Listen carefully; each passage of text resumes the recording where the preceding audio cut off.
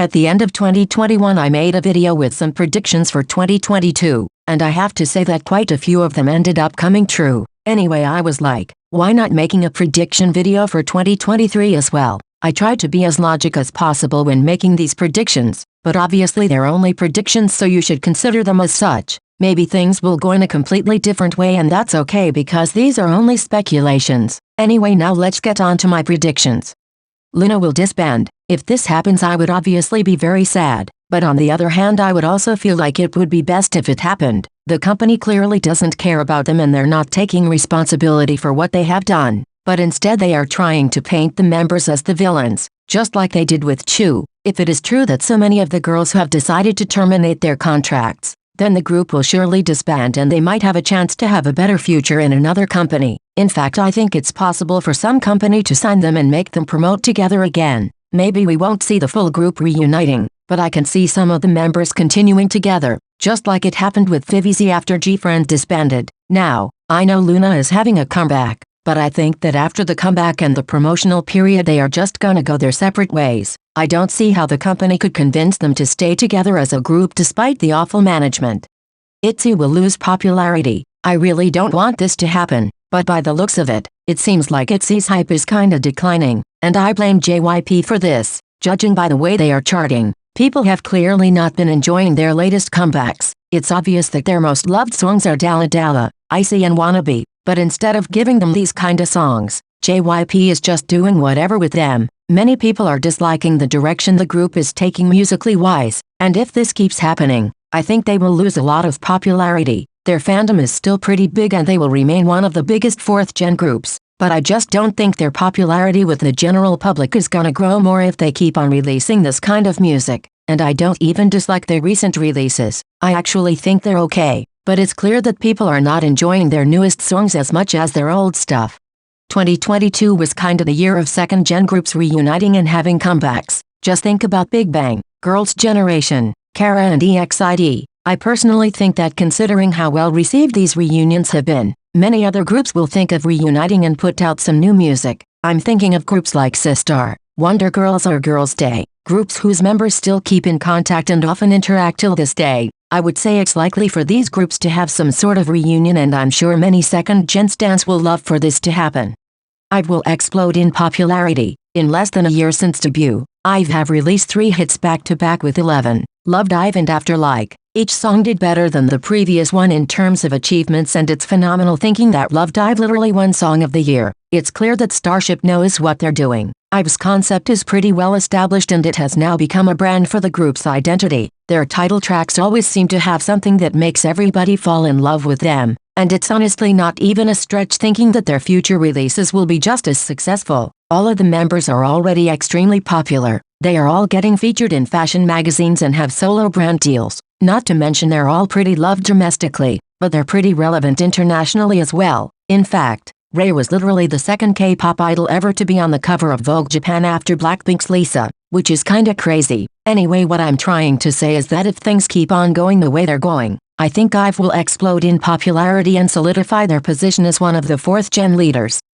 Boys Planet will kinda flop. Now, I personally think Girls Planet didn't do as well as Mnet was expecting. It's clear that people were just not interested in this survival show as much as Produce, even if both shows followed a similar structure. In fact, the Girls Planet ratings dropped after the first few episodes. I'm sure many people will still tune in and watch Boys Planet, but I ultimately think the final boy group won't do much better than Kepler. In 2023 we will see many new boy groups from big agencies, like Pleiades' new boy group, a potential SM new boy group, etc. So I don't really think the group that will come out of Boys Planet will necessarily make it super big. I think they will have a decent fame, but nothing too crazy, and definitely not as much fame as Mnet expects. If they think they can replicate 101's success, then they're totally wrong.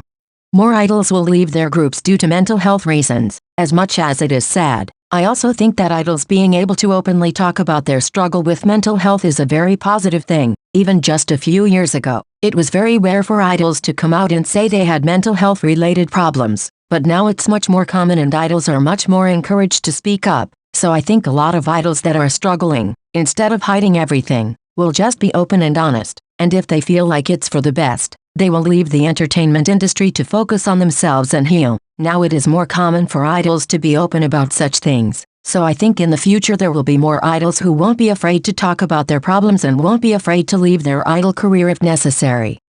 Kepler will keep on losing popularity, don't get me wrong, they are doing well and they will always be quite famous, but I think they will lose popularity in 2023, especially domestically. People are just not vibing with their music that much, and I don't think their songs are bad, but it's clearly not what the general public wants. In fact, their streams and sales are declining. If it was any other group, I would say that it doesn't matter if they don't have the general public on their side, because what matters is having a solid fandom. But Kepler have a serious problem with the fandom too. I don't think I've seen such a toxic and divided fandom before. Most Kepler stans are solo stans that don't even care about supporting the group and cannot wait for Kepler to disband. So I actually don't think Kepler has many OT9 stans that will go all out for the group as a whole. Then let's not even talk about the management and the way the group lost momentum with Queendom. They gained nothing from participating in that show. It was only a waste of time, and I also think they should be going on more variety shows and things like that. But they don't have enough domestic exposure, and this is not a good thing. They also struggle at creating an identity, because they started off with a planet concept from Girls Planet and then they kept on changing the concept with every comeback,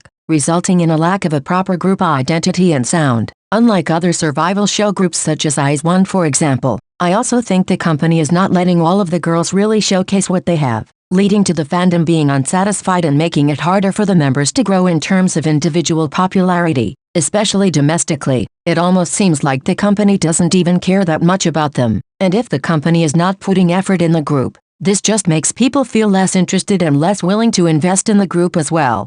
Stacy will release one or more mega hits like ASAP. As much as people were quick to say they fell off just because Beautiful Monster didn't do as well on the charts, we can't forget that Stacy are literally managed by one of the greatest producers in K-pop. I'm extremely sure the group will put out something extra catchy like ASAP or Stereotype, and they'll continue being one of the most popular 4th-gen girl groups. I can see them coming back with a crazy hit like ASAP anytime. 4th-gen will take over. There will still be some very relevant 3rd-gen groups around, that's for sure. But I think 4th-gen will really take over in the sense that 4th-gen groups will dominate and get most of the awards at award shows, etc. By now, I think most of the 3rd-gen groups cannot get any more popular. Some of them might still grow in popularity, but most of them have already reached their peak. On the other hand, we have some newer groups that are only gonna get bigger and bigger. Groups like Stray Kids, ENHYPEN, TXT, New Jeans, Idol, IVE and many more, have yet to reach their peak and are gonna definitely be leading the future of K-pop. Of course, the most popular K-pop groups are still 3rd-gen groups. Just look at BTS and Blackpink. But in terms of generation as a whole, I think 4th-gen is gonna take over soon. Okay everyone, these were my K-pop predictions for 2023. I think they're pretty realistic, but they're obviously just predictions and anything can happen. If you want, let me know your predictions down below, and let me know what you think. Bye guys, see you in the next video.